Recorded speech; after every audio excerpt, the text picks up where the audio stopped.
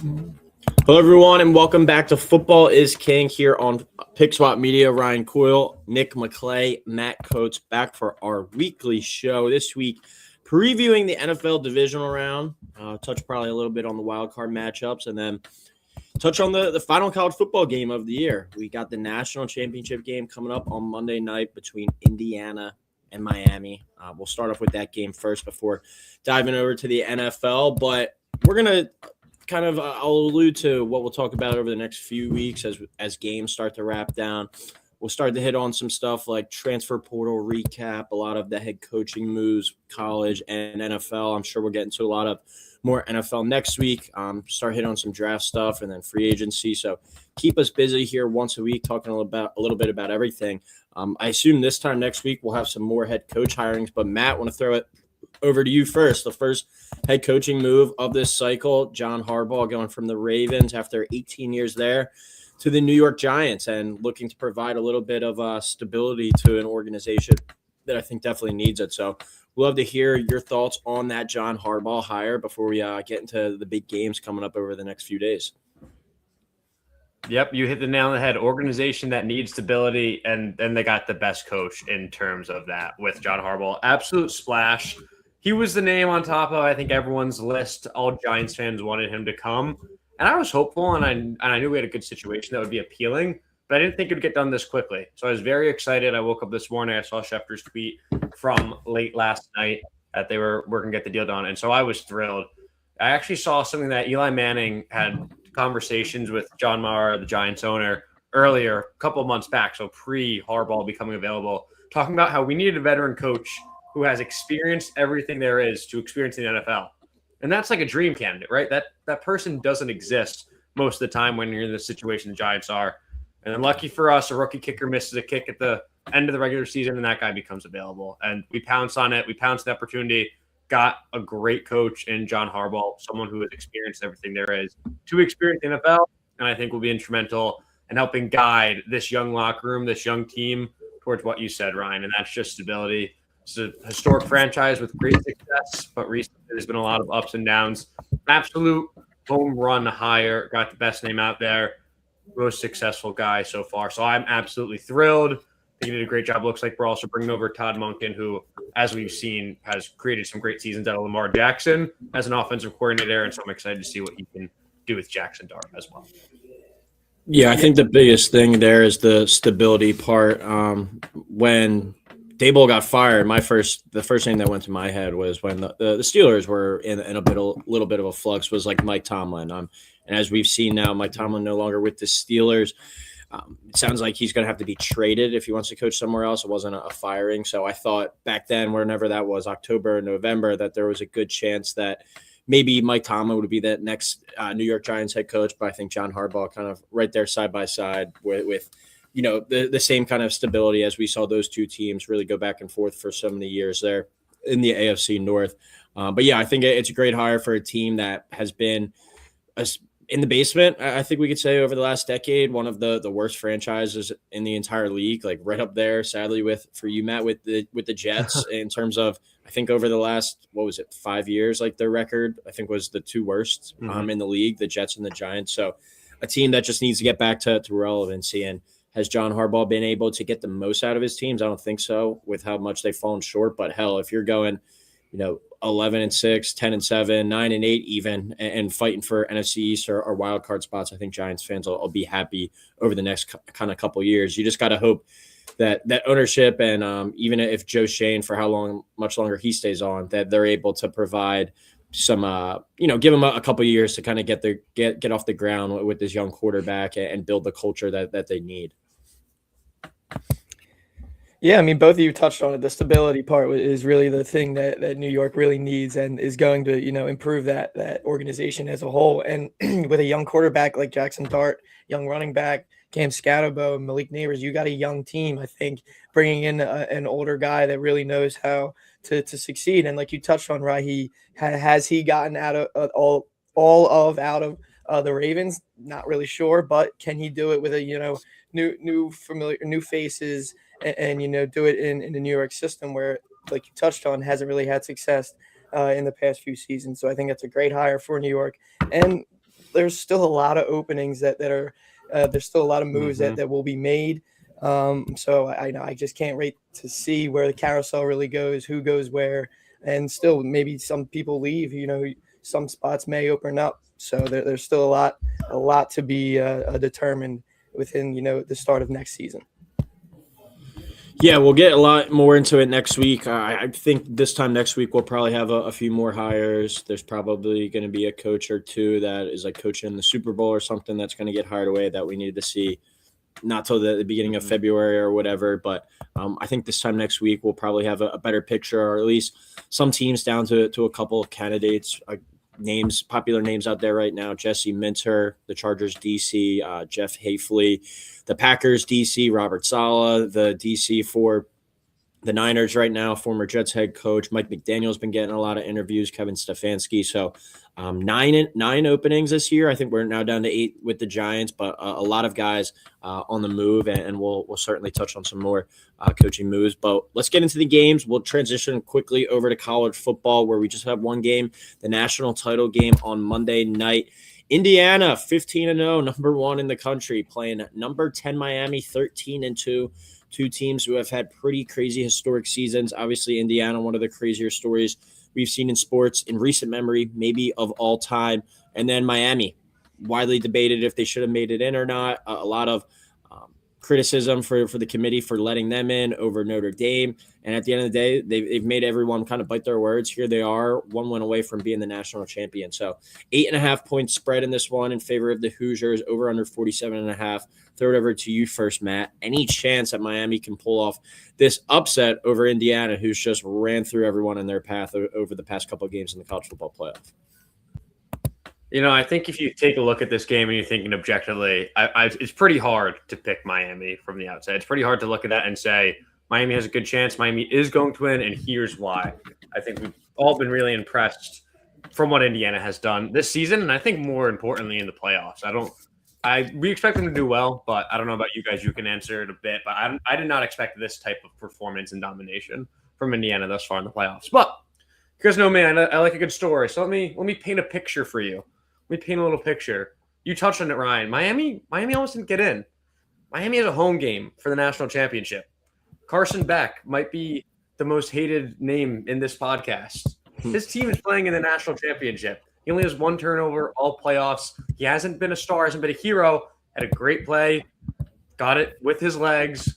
I forgot what they call it. It was like, Beck with his legs. That call got me hyped up in that game. Set him to the national championship. They got freshmen on offense. They got freshmen on defense. They got a chance to do something that I think would live on for a long time, would be really, really impressive and unique. Home game, polarizing quarterback who has highs and lows and has been talked about a lot, not just here, all across. I think people have been talking about Carson Beck. And so I would love it if Miami went out and did something in the national championship game. But with that being said, with that story being painted, that picture being put out there and ingrained in everyone's mind, I am going to pick Indiana to win. I am really flirting with just taking their spread as well. 8.5 is a lot. I was hoping for like 7.5, 6.5. But I mean, it's fair. I think I would lean towards their spread as well. Unfortunately, I'm hoping it's a much closer game than that. But wanted to paint the picture, but I'm going Indiana. Yeah, I mean, I can't really even believe that we're talking about, a national championship right now. It kind of just seems like yesterday we were just talking about the preseason conference winners and Heisman candidates. And now we only have one more game of college football left. So, it's bittersweet talking about this because, we don't ever want it to end. But both of these teams, you touched on it, have some nice storylines. Who would have thought that we would have been talking about Indiana and Miami at the beginning of the season? But that's, why they play the game. That's why we watch football. And that's why we love it. And, with Indiana, historically being one of the worst program in, college football history, has a chance at their first ever national championship with Kurt Signetti in just his second year as the head coach. And then on the other side, you have Miami. And is the question of, is, the U officially back? And heading into the year, we're very low on Miami and honestly just hate watching Carson Beck play football. But as a team, they just proven us wrong, week in and week out. And defense is probably why, they are here. The defensive unit is probably one of the best overall unit in college football. So, great matchup between, the high-powered offense against a tough physical defense. Indiana coming off 2 dominant playoff wins over Bama and Oregon, outscoring them both to 94-25 in those games. So, while Miami went wire to wire against Ole Miss, I think for me, this is going to be really, can Miami put pressure on Fernando Mendoza, who we've seen hasn't really, been dealt a hard hand here. Miami's top 5 in pressure rate, so that Indiana offensive line is going to have to work for protection. We've seen Indiana kind of just dog walk teams all year, being the most consistent team, and it's shown. And it's kind of crazy that a national championship is 8.5. But with you, Matt, I think I'm going to take that. As good as that Miami defense is, I think Indiana can just limit them, be smarter. So I think give me Indiana to win their first national championship, and Kurt Cignetti kind of proven again why he could be one of the best coaching hires in the history of college football. So, give me Indiana, something like 28-18, 30-20 with Indiana taking it home. What about you, Rye? Yeah, I'm going with the Hoosiers too. My take on them throughout this playoff has just been like I'll be able to sleep easy at night knowing I took Indiana and live with the result. Just the way that they've been the entire season, the consistency of this team from start to finish, and especially the way that they've shown up in these playoffs, winning by an average of, I think it's 34.5 points per game over 2 games, and it's not teams named Northwestern State and South Alabama. It's Oregon and it's Alabama. I mean, those are as legit of programs as you can get in all of college football. So for Indiana to absolutely wax both of those teams, neither of those games were in doubt. Right away, they go down the field and score on Alabama. Then they get the pick 6 to start the game against Oregon. It's just a team of destiny, I think, at this point. The consistency that they played with, getting a Heisman quarterback in Mendoza, Kurt Cignetti being what I think is the best coach right now in all of college football. Everything's there for this team to just finish it off. Sure, it would be nice if they go out there, cover the spread, and blow this team out. But as long as Indiana wins the game by 1 point, I think that's all the fans are really going to be concerned about. Miami, hats off to them. They've played great. I think talent-wise, they're sure right there with Indiana. But I still think they're a team that can make a couple ill-advised mistakes, and Indiana's going to capitalize on them, or Indiana's just not going to make any mistakes themselves and just not really put themselves in harm's way in this game. So I like the Hoosiers to continue rolling on. I'll go like 35-21, so have them win in there pretty comfortably, cover the spread, and we hit the over, and the Indiana Hoosiers are the national champions of college football in 2025. So pretty wild to say that out loud. I think they were 100-1 to start the season. I think Mendoza was like 70-1 or 100-1 to win the Heisman. Just an insane year, and one of the more insane stories we've ever seen in college sports. So with that being said, we'll toss it over to the divisional round now in the NFL. 4 great matchups to decide who will be going to the conference championship with a Super Bowl berth on the line. We'll start Saturday. The number 6 seed Bills, after a win on the road at Jacksonville last week, will travel up to Denver this week to play the number 1 seeded Broncos. 4:30 kick on CBS. Broncos 1.5 point favorite. Over under is 46. Nick, we'll start with you. Does Josh Allen have some more magic up his sleeve, and can they go knock off the number 1 seed Broncos out of the AFC? Yeah, I mean, I touched on it last week. I said I think whoever wins that Jags-Bills game has a chance to really make a run and go at it all. But, last season we saw Buffalo rout the Broncos in the wild card game, 31-7. So, this year both teams look a little different. Josh Allen finally got over that road playoff home win, last week in Jacksonville. We put up over 300 total yards, 3 touchdowns, and the defense won the turnover battle, which was big in that one. And then Bo Nix looking for that revenge from that wild card game last year.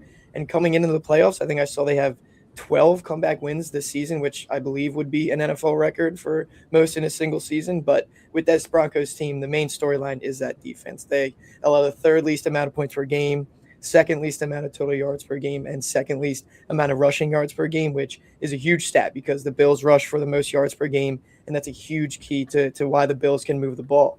And the Broncos also led the league in sacks with 68. Next closest was 57, and that was a Falcons. So, you look at the Bills, how can they beat this Broncos defense? Like we said before, they're the best rushing team in the league, almost 160 rushing yards per game, put up over 28 points per game, and top 5 in total yards per game. So main matchup for me is obviously MVP caliber quarterback and Josh Allen going against an elite defense at home in the Broncos. But another one I want to watch is this Bills defense against the Broncos' run game, kind of, because neither is really anything to write home about. The Bills' rush defense isn't too good, allowed about 140 yards on the ground per game, while Broncos haven't had anyone go over 80 rushing yards in a game since week 8. So different, few different factors that will kind of go into this game. I think the advantage kind of leans towards Denver, though, playing at home, one of the best defenses in the league. Still kind of have my questions with the Bills' defense, their holes, even the coaching decisions, and even when you think of this Broncos team, you think of their defense. They still have good pieces on their offense. They have Courtland Sutton, who I think is one of the most underrated receivers in the league, in my opinion. Almost 3,700 yards and 27 touchdowns in the last 4 years. 3 of those 4 years with over 100 targets. Also, RJ Harvey has proven to be a dual threat out of the backfield. Good offensive line. And all season, we've kind of just seen Bo Nix find ways to win games. So I'm going to go Broncos here at home. I think their defense will be too much. I don't really trust the Bills' defense enough. All their injuries. Give me something like 27-24 Bills, slightly into the over two. But one stat that I did see that scares me a bit about the Broncos is they are 3-9 against the spread as a favorite this season. But also most of their wins have been one-score wins. So either way, I think I'm just trusting the home team in the Broncos. What about you, Matt? Yeah, a lot of good stuff there, Nick. Completely understand. A couple key points that I'm thinking about and looking at this game, some similar to what you mentioned. One that's different. We've talked about it a lot in college. It's glaring in college football, not as glaring in the NFL, but still worth mentioning. How are these teams, the first round bye, going to compete in these matchups? Broncos, they played their starters in the last regular season game, which is helpful. I think when you have that double bye, that's where it gets really scary. They didn't necessarily perform great, but we can have that conversation with the Broncos all day long about their statistics and how they look every once in a while. But they've won a lot of football games, and that's for damn sure. Second, I'm going to kind of touch on what you were talking about with the Broncos defense, Nick, but from a different perspective. Heading into the Jaguars-Bills game, we were talking about how good the Jags' run defense was, and we saw an effect. I think James Cook was held to under 50 rushing yards. I think he was at 48 rushing yards. Luckily, Buffalo was able to squeak out a victory. Broncos, I think, have by far the best pass rush defensive line in football this season. And then you pair that with potentially them stuffing James Cook in the rushing game. I don't know if the Bills would be able to squeak out another victory with that going against them. With that being said, I am going to pick the Bills in this matchup. I think a little bit because of the bye and just the way this Broncos team is constructed. Not a lot of, while they have pieces, we haven't really seen a lot of home run offensive plays type of style from them all year long. I'm going to kind of lean on the Josh Allen superhero. There's not a lot of good quarterbacks in the AFC playoffs this year storyline, which I've actually talked down a lot this year. But I'm going to kind of lean into that. I think the bye is going to hurt the Broncos, and I'm just going to trust the better quarterback in this matchup. Been critical of Bo Nix all year long. I think the spread's 1.5 for a reason, even with the Broncos being a 1 seed.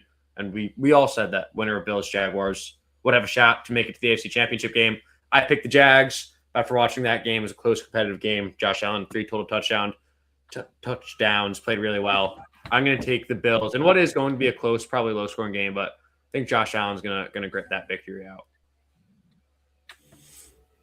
Yeah, excuse me. I like the Bills in this one too, Matt.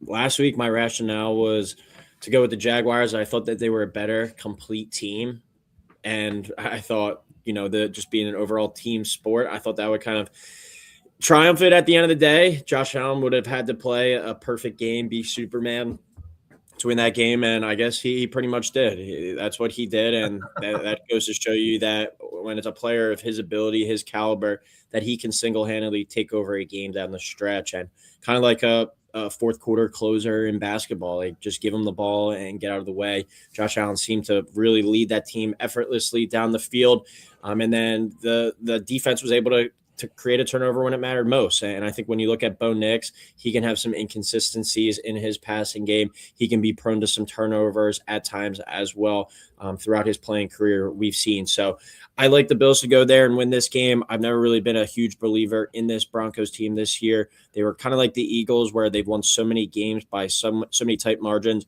If you're going to play a better team at the end of the day, you might just wind up getting exposed, and you could be a one and done here in the playoffs. Now Denver's a really tough spot to go to and win, but it's Bo Nix, Sean Payton's only second game together in the playoffs. Josh Allen, Sean McDermott have so much history here, and they've came up short a lot. This has got to be the year for Buffalo, though. You don't have to go through Mahomes. You don't have to go through Lamar in the next round, potentially. You might have to go against a really good defense in the Houston Texans or a division rival for the third time this season in the New England Patriots, but there can't be any more excuses. This has got to be the time for the Bills to break through. I think Josh Allen knows that as well. At least get to a Super Bowl. Maybe they don't have to win it, but at least to get to that game. And I think this is a perfect opportunity to do so. Give me the Bills on the road to win this one outright. And I like the under in this one too. I think we're looking at like a 23-20 type of game. All right, Saturday night, number 6 49ers after going on the road to Philly last week and knocking off the Eagles in a pretty big upset there, traveling to number 1 Seattle, 8 o'clock kick on Fox. We just saw these two teams face off in Week 18. Defensive slugfest. Seahawks are a 7-point favorite in this game, over under 45. Sam Darnold popped up on the injury report this afternoon, but the line didn't move at all, so I would assume that he's going to be good to go come Saturday night. Nick, what are your thoughts on this game? Yeah, that Sam Darnold news could swing a lot of things, but I think he should be able to play. But, with these two teams, divisional battle here, they both split in the regular season, both road teams winning in those games. Most recently with the Seahawks going into San Fran with the 1 seed on the line and low scoring win 13-3. And now I know this has been a storyline the whole entire season, but it only gets worse with the 49ers' health. It's been a topic all season, and George Kittle now tears his Achilles. And is Trent Williams still banged up? Ricky Pearsall might play. Fred Warner, I saw just today, they said that he will not be activated. So it really only gets worse. I think it kind of comes up to bite them now. You look at how the 49ers have even ran the ball against Seattle this season, 43 total carries, 3.1 yards per carry, only 5 missed tackles. So I think even with the injuries, my main question is, can the run game kind of take weight off Brock Purdy's shoulders? He's 1-4 against the spread as an underdog in his career, which is 4th worst among quarterbacks since 2022. So as much as I like him because he's a Cyclone, he's going to have to make some plays happen. And it's going to be a tough thing to do against Seattle, especially in Seattle, 12th man, having their back. They have allowed the least amount of points all season, 17 points per game, only allowed 285 total yards per game, and the 3rd lowest rushing yards per game. So, you add that with having 18 picks, 4th most in the league. I think it's going to be tough going into Seattle and coming away with a win. I think this theme all year with the 49ers, the health, this is a time where, the next man up mentality is going to have to keep doing it again. I just think too many injuries that, to guys that mean too much to this team. I think that outweighs, the question mark. So I think I'm going to go with Seattle and to cover the touchdown spread as well. Something like 26-17, 27-18, something like that. With the Seahawks coming away with. What about you, Matt? Yeah, honestly, you hit most of the points that are top of mind for me, Nick. The big one is injuries for the 49ers. Also really happy that me just being a hater and picking against the Eagles last week worked out. Always love when picks like that go your way. Always helps the win-loss column. But in all seriousness, too, when I was watching that game and I saw Kittle got carted off and we knew it was something bad, I was like, well, there goes the game. 49ers can't win. And so I was shocked that they were able to finish that game. And that's not even like an Eagles hate comment. That's just like me being right there with you, Nick. Right there. They have been so unlucky all year long. And it was actually pretty interesting and pretty fun to be like super locked into a game and paying attention to that defense with a bunch of 3rd string linebackers out there. And then Eric Kendricks, a guy who was really great when we were in like middle school and high school, going out there and absolutely balling for the 49ers on defense, making some great plays and winning the game for them there at the very end, which is super interesting. But heading into this matchup, the injuries are really the thing that does it for me.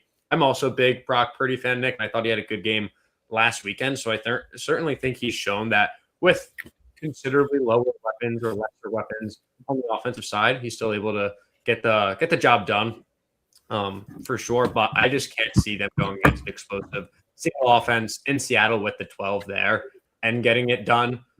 I think the script for them, if they were to win the game, I am going to pick Seattle. The script for the 49ers to win the game would be an under, really low-scoring game. Their defense steps up big time. We see Sam Darnold play like we've seen him play in the clutch before. Throws a couple picks, does not have his best game. Flashbacks to Jets Darnold. That's how the 49ers are going to squeak out a victory there, but I just don't see it happening. I think that the Seahawks are going to play well. They're going to defend their home field. They might even cover the spread, honestly. And I'm going to pick the over because I think their offense will come out firing. Yeah, I think 7 points is a ton in this one. I really like the Niners to cover the spread and to get them at plus 270 on the money line. I think is worth the stab as well because I don't think that necessarily this game is going to be a blowout in any regard. Like I think I was talking to someone about this earlier. I think the way that game went in week 18 kind of benefits the 49ers a little bit more going into this one because when you look at Seattle, they're basically like, all right, like we shut them down. We're going to roll out probably the same blueprint, the same game plan that we had to really slow down that offense the last time we met up. The Niners can go in and look at everything that they did wrong and really kind of evolve a new game plan. And obviously, Seattle throw some different wrinkles at them, throw some different looks that they did that in the last game in that Week 18 matchup. But the Niners kind of have the chance now. What we did last time didn't work at all. Let's go in there and really throw some new things in.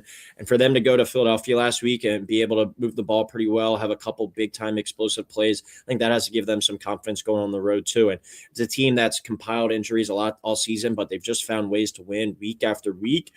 Brock Purdy, Mac Jones, whoever's been at quarterback, this team's been resilient. And now, obviously, without George Kittle too, is a big loss, but another kind of chip on their shoulder to play with, and another guy that let's win it for George. I mean, we've seen them a few times before this season, though, be without George Kittle, obviously a guy that's injured a lot. So I don't think the 49ers are out of this at all. I really like them to keep it within that 7. However, with all that being said, I do like the Seahawks to pull it out at home. Give them kind of the benefit of the doubt there with the home field advantage. I think this is a really close game, though. Kind of comes down to a field goal. And does Sam Darnold or Brock Purdy make a big turnover late? I think whoever does that probably decides this one. Keep it really simple there. I'll take Seahawks to win, but I'll take the Niners to cover that 7-point spread. All right, we go to Sunday afternoon at 3. Number 5 Texans at number 2 Patriots. 3:00 kick on ABC. Patriots -3, over under is 51. And I think this game is going to be pretty similar in terms of defensive style that we saw last week between the Patriots and the Chargers, a lower scoring game. Are the Texans able to kind of move the ball in this Patriots defense, though, like the Chargers weren't able to do? Matt, we'll start it off with you first. Yeah, to be honest, it's kind of, for me, a little bit hard to read this Texans team because I feel like Pittsburgh was just a fake playoff team. I know they had a great defense, and we saw that for the first 3 quarters of the game the past weekend. But I mean, we knew. Like I said, the 3-point spread felt like a trap. I mean, I wanted vintage Rodgers, but we all knew we weren't going to get it. And I think it's hard to kind of use that first round matchup as an indicator. But I think you hit the nail on the head with the preview, Ryan. I mean, you can't expect anything other than a defensive slugfest, especially with the way the Patriots play against the Chargers. There's been conversations about how the Patriots would play against better teams because they had one of the lighter schedules. Big win for them to show that they could have a gritty defensive game, stay in it with a young quarterback, keep his poise, get that late touchdown to capitalize and really solidify that victory. So this one's kind of tough for me, to be honest with you. 2 teams, a little bit hard to get a read on based on those factors that I already said. But that being said, though, Patriots home field advantage sways me a little bit. And the way that CJ Stroud played in Pittsburgh really gave you nothing to get excited about if you are a Houston fan. My buddies were texting me saying that they should have put Ryan Mallett in. And I was like, I don't know if we need to get that far. I don't need to get that crazy. But it was certainly a text, one of the texts of all time. But anyway, I'm gonna stick with Drake May and the home team there. CJ Stroud just didn't get anything done. I think it's going to be a really defensive game. But, I mean, I'm going to be straight up with you guys. I don't have a lot of conviction in this one because I'm having trouble reading these teams. Both have phenomenal defenses, though, I will say. Watching the Texans defense might be one of the most fun things there is to do if you enjoy it. I mean, those boys just hit. Those boys just get out there. Their DVs are, like, scarier than some teams' linebackers. So that'll be exciting in this matchup. But give me the Patriots. I'm fully ready to be proven wrong, though. Yeah, I mean, both teams coming into this game without allowing a touchdown in their wildcard matchup. Patriots only allowed 207 yards, while Texans only allowed 175. But at the same time, both offenses didn't put up anything. Texans put up 30 points, but only 17 on offense. 2 of their touchdowns came from their defense. The Patriots only scored 16. So I think this is another low-scoring, physical type of game like you guys touched on. And whoever wins a turnover battle will win this game. I think if C.J. Stroud turns the ball over like he did against the Steelers, Patriots are going to win this game, but if Houston forces turnovers like they did, I think it's going to be Houston. And, Drake May has been unreal all season. He's a guy we've talked about all year and gave him his flowers for how well he's played, but I just don't think he's played a defense like this Texans team. Their strength of schedule is the worst in the NFL, and this is the time where that can come and hurt them. I place a future on Houston to win it all when the playoff bracket was set, so I'm going to roll it with them here to go into New England and come out with a win. I think this defense is good enough to get them to a Super Bowl. Will Anderson, Danielle Hunter just live in the backfield. Their defensive back room is young. They're hungry. They make plays happen, but my main worry would be CJ Stroud turning the ball over, and is Nico Collins healthy? But I think defense travels and defense wins championships. D'Amico Ryans and Mike Vrabel are two great defensive coaches, so going to be a really gritty game here, and I think that kind of plays into the Texans' favor. So I'm going to stick with Houston, better defense being the difference in this one. Give me something like 20-17 Texans outright with a heavy lean to the under. What about you, Rye? Yeah, I'm rolling with the Texans as well. They were my team to represent the AFC in the Super Bowl at the beginning of this playoffs. And, despite how poor they looked on offense last week, and to still be able to win as handily as they did gives me, I think, even a little bit more confidence. I think the offense can't look as bad as they did last week. Now, without Nico Collins, maybe they can. And maybe that is a big-time difference maker.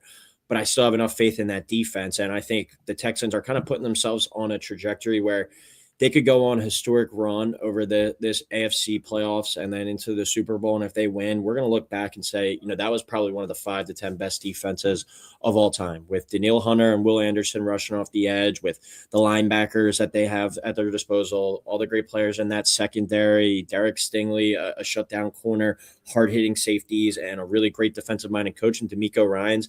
They really have that winning formula. And I think we've seen so many times now over the course of postseason history, these great defenses have been able to triumph these great offenses in the big moments. The one that sticks out to me the most is the Legion of Boom Seattle team against that historic Broncos offense. When you have those kind of matchups, the defense seems kind of to come out on top a lot of the times. I mean, we even saw it last year with kind of the Eagles, where the Chiefs' offense last year wasn't historic, but anytime you're playing against Mahomes and Kelsey, and the Eagles completely wiped them out of the game, and they were able to obviously balance it with a really nice offensive attack too.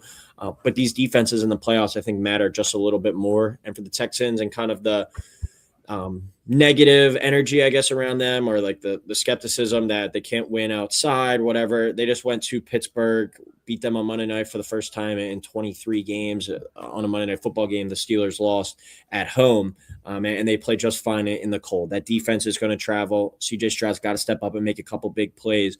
But I think we see a really similar style to last week. It's just, does what quarterback kind of makes a big play late or a big turnover late? I think we see in this one. So really like Texans +3. I could see it coming down to like a game-winning field goal either side.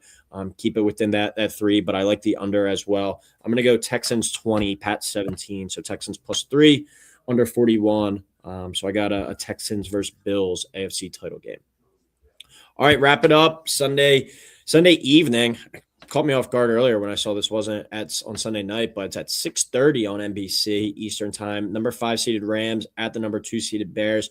Rams, a pretty big 3.5 point favorite here, over under 48.5.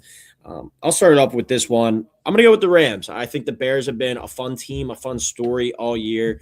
And I think it was on this show last week, I kind of compared them to the Commanders, where maybe they're like a year ahead of schedule. Like I think everyone in Chicago expected, with Caleb going into his second year, Ben Johnson, first year head coach, still like a relatively young roster to, make the playoffs, maybe win a playoff game. That would be a successful season. But for them to be one game away from the NFC Championship game, definitely a year ahead of schedule. And Bears fans will look back on this year and be like, wow, that was a massive success. Anything further from now on is definitely kind of a cherry on top. So they've had a lot of luck go their way. They've had crazy things kind of fall in their favor, but, still a relentless team that's been able to get at guys all season. And that's been kind of the winning formula for them. Never say die attitude. But I think if you get down to this Rams team, it's going to be harder to come back on them because how good and how balanced that Rams offense is going against this really bad Bears defense, where the Bears aren't forcing turnovers on the defensive side of the ball. The Rams are just going to go up and down the field and score on them.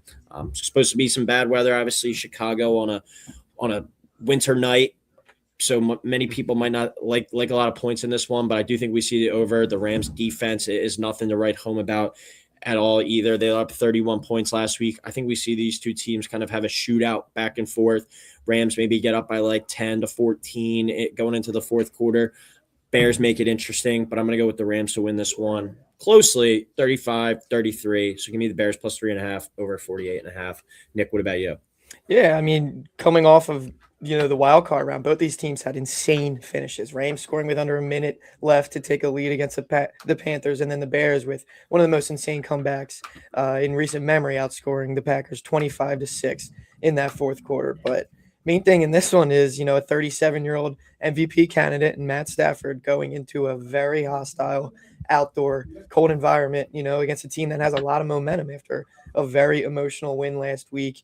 The Rams played that tight, close game as a 10-point favorite against a team that had a losing record. So, I know the Panthers were a sneaky team, but like you touched on, Ryan, giving up 31 points to Bryce Young kind of scares me a little bit. Now, we've been on the Rams all season. We've touched on them all year, but down the stretch, they kind of worried me a little bit. They get Adams back healthy, huge boost to that offense. And even though he didn't score last week, he's someone that defenses have to look at, and that takes away eyes from Puka Nacua, who is on the other side of the field, who we saw pop off last week. And then for the Bears, Ben Johnson, Caleb Williams, finally getting that, first playoff win together. So they're, riding high. We saw how electric Soldier Field is, even when the Bears looked completely cooked. That stadium was still rocking.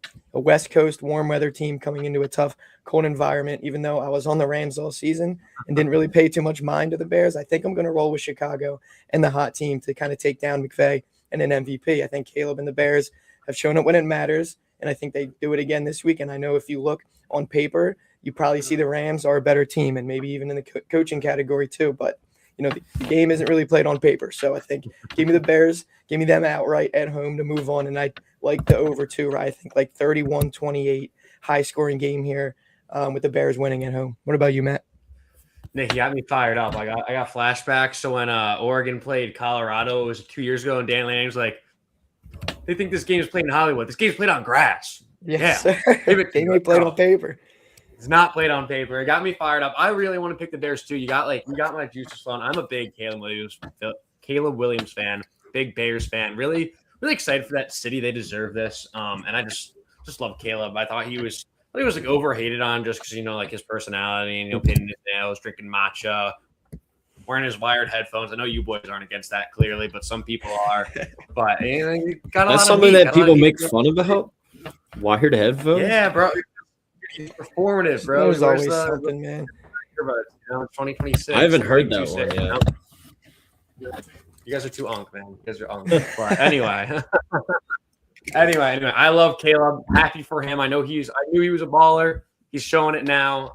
And I love that team. I really want them to win, but everything that I've been saying all season long, everything's telling me to go against them. I picked the Rams as my NFC team last week when we picked representatives for the Super Bowl. And then when I look at it logically, it just makes sense to me. You look at the Bears offense, they are relying on a lot of young talent.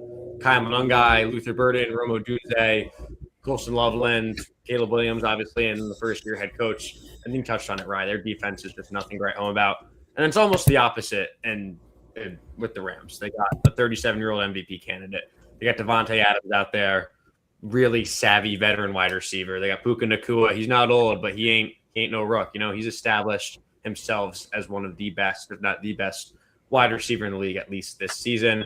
A solid defense. But no, there's certainly reasons to concern, as Nick mentioned, in terms of how they have played recently. I think it's honestly maybe weather would hinder this. I think it's a free over. Like you said, Ryan, we got like the same script. We must have found the same one on Reddit or something. It's going to be a high scoring game.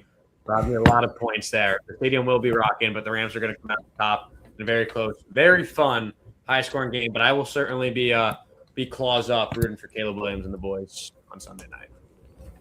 Yeah, it should be a fun weekend of football ahead, and then wrap it up with the national championship game on Monday night. We'll be back next week talking all things conference championships, do some deep dives, talk about maybe some of our favorite plays in that game, and then hopefully have a few more head coach hires in college, or excuse me, in the NFL, go through kind of the coaching carousel and what's going on there. And then over the next few weeks, start diving into some off-season stuff. Try and do like an episode a week, talking college, NFL, kind of balance them out and give us some more football talk over the season, as football is king as always. But thank you everyone for tuning in tonight. Please please subscribe. We'll talk next week. Enjoy the games this weekend. Go Hoosiers.